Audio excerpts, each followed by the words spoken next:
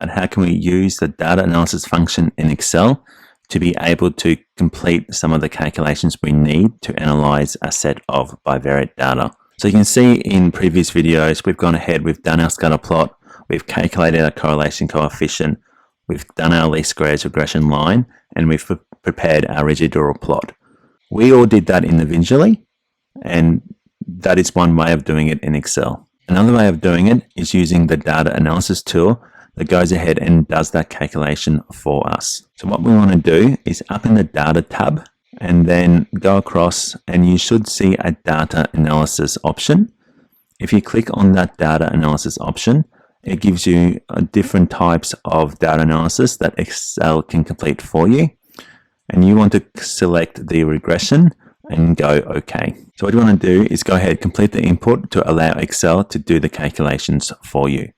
So the first one is input the Y range. So you want to do that by going ahead and selecting the Y values from the original data. And then you want to do the same thing for the X values.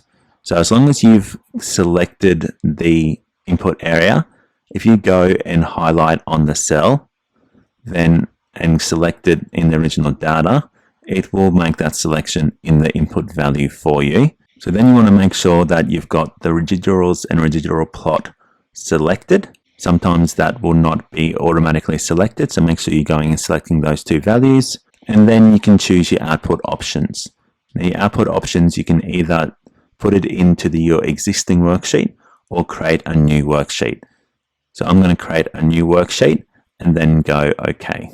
And as you can see, it goes ahead and does a lot of calculations for you. Now, at your level, you're not going to be able to use or interpret a lot of these calculations, but there are the ones here that you would be using and that we've already calculated in Excel in earlier videos. So the first one is the multiple R, which is going to be your correlation coefficient value. So we'll just highlight that for you, and your R squared value. So we can see that we've got an R squared value of 0.7. So 70% of a variance in a person's weight can be explained by the variance in a person's height. So that is what our R squared value is going to show us.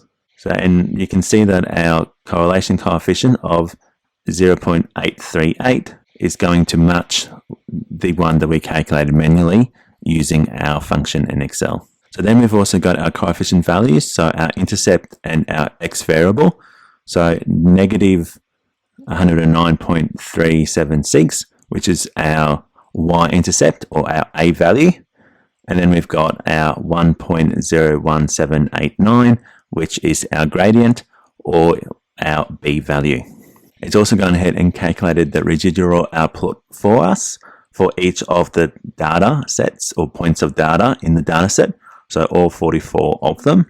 And that is going to, again, match the calculations that we manually completed when we did it in Excel. And it's also gone ahead and created a plot for us.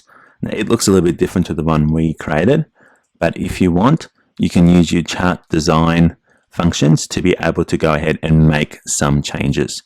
So you can see that it's missing grid lines at the moment. So if you want to create a grid line, once you've selected the chart, go up to chart design, and then you can go ahead and go down to grid lines and add in those grid lines.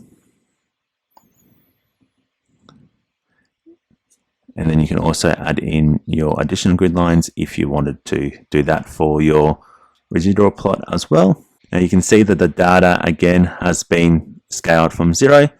So you can go ahead, if you right click on that axis and go format axes and change the minimum bound to 150. If you want, you can go ahead and edit the title as required.